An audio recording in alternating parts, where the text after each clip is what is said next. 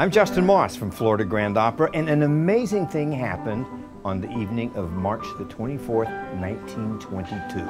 A big crowd gathered in the Metropolitan Opera House in New York to see an opera that had never been performed in the United States before, Mozart's Così fan tutte. 1922, 132 years after this thing was written, and it had never been produced in the United States? It's absolutely correct. No one in that audience had seen this show ever performed in this country, and the audience was amazed by it. The music is some of Mozart's finest, and what happened? What could cause a work of such immense quality to completely disappear for so long?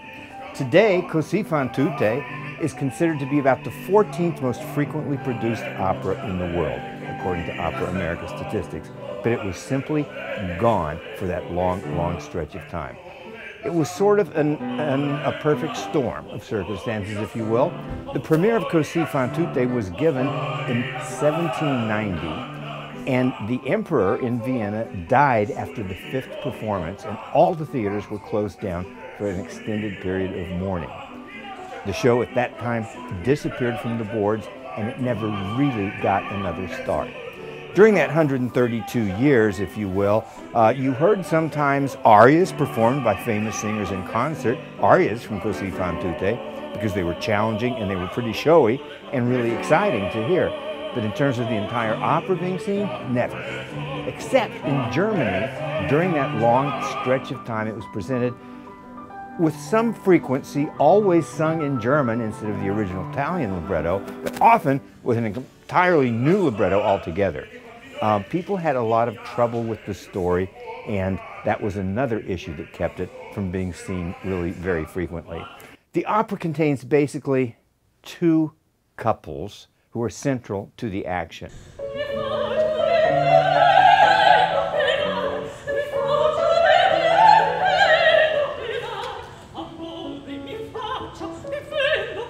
They are the sisters Fiordaligi and Dorabella, who are engaged to be married to two young men, Guglielmo and Ferrando.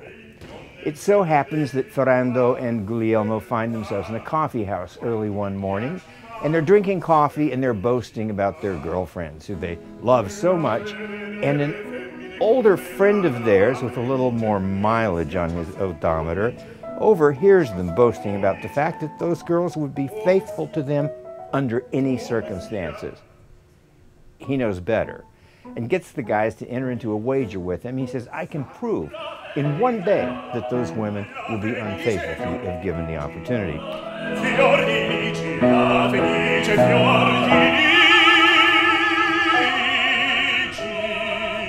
The boys are thrilled to engage in the wager because that'll give them a lot of money to spend on those girls, and they'll really impress them. They're so certain that they will in fact win. But the older friend, Don Alfonso, says, you must promise me that you'll do exactly as I tell you, no matter what it is. They agree and are told to go to their girls and tell them they are called away to war. This they do.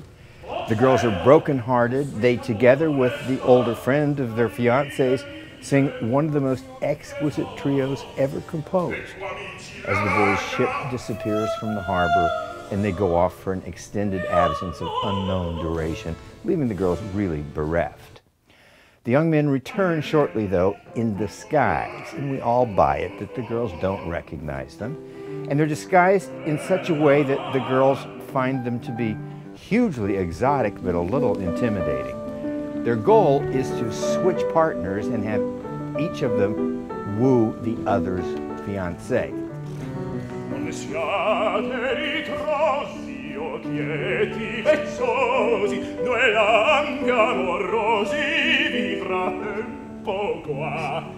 This they begin to do, and at first the girls have a steady resolve. They're going to remain absolutely constant, they're not going to be tempted, and they encourage the boys to just scoot along out of their lives. The sister's maid Despina, though, has other ideas, and she says, you know, the men aren't even expected to be faithful when they're away. You expect them to fool around and have a good time. Why shouldn't you ladies do the same thing? It's a perfect opportunity for you to enjoy yourselves Life is full of surprises, and get on with it. Don't waste this opportunity. They're insulted that she would even suggested it, and they stomp off sort of in a huff. But the boys come back, they persevere, and they eventually claim they are so smitten by the girls that if the girls continue to reject them, they have no choice but to take poison. This they do, and collapse in the throes of death. The girls are terrified.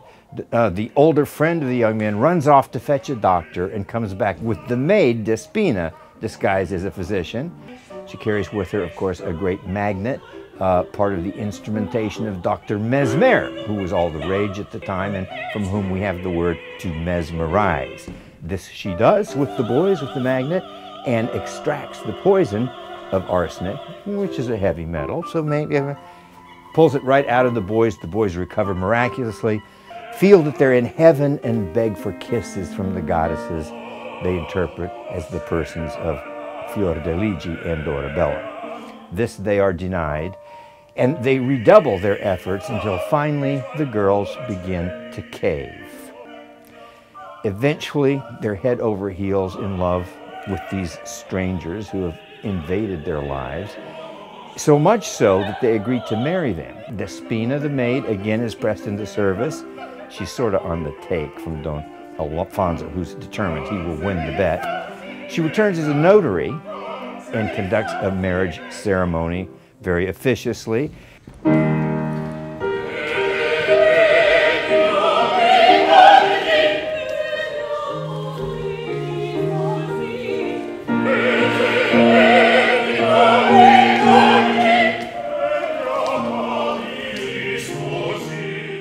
And as soon as the contract is signed by the four individuals, a military march is heard.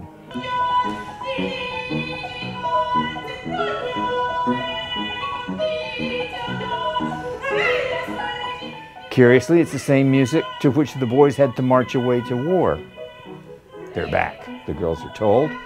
And of course, the girls are devastated, having just signed a contract to marry someone else. The boys run off, claiming they're going to find these interlopers and kill them, and then come back half in their old costumes and disguises, and the girls realize the meanness of the trick. And it is a mean trick, mean-spirited and basically kind of nasty. However, they are all forgiven. One after the other says, "You're forgiven, I'll hold no hard feelings." There was a lesson in this for us that we should learn to smile through all of life's difficulties. Well, horse feathers, some of us might say, because it's very, very clear that those relationships are so profoundly changed, nothing can ever make them the same as they were before this experience. And basically, what Mozart and Ponte were doing was taking an accepted social norm, which at the time when the opera was new, was not a subject of debate. Men, in fact, were expected to be unfaithful. And yet unfaithfulness on the part of a woman was attended by dire consequences, socially, economically, and in every other capacity. And the audiences just observed this and accepted it as the way things were. When things changed, it became a little more challenging for audiences. And even under the best of circumstances, and even after having experienced the most fabulous performance of this opera, you often find yourself feeling just a little ill at ease. There's a lot of discomfort involved because nothing is more devastating than finding somebody you love being unfaithful to you. And how do you overcome that, and how do you recover?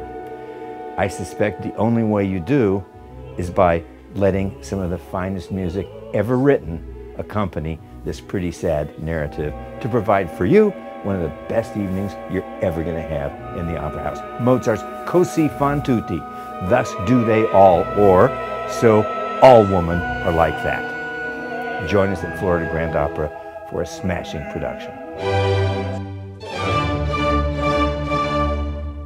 Mozart had gone to Vienna to work as a very young man, and there he met the librettist and poet Lorenzo da Ponte.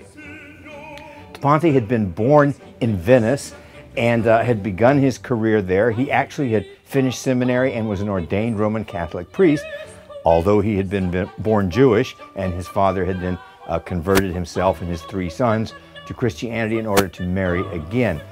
He was an ordained priest, and yet, even so, was publicly charged with public concubinage and exiled from Venice for 15 years.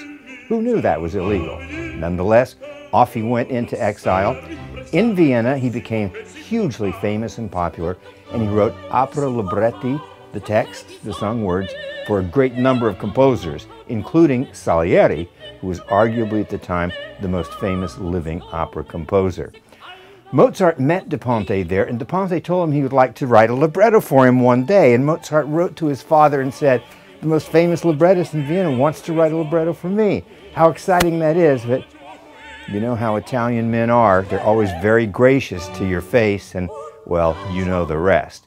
Sure enough, Mozart had to wait 3 years for de Ponte to produce his first libretto for Mozart, which was Le Nozze di Figaro, The Marriage of Figaro.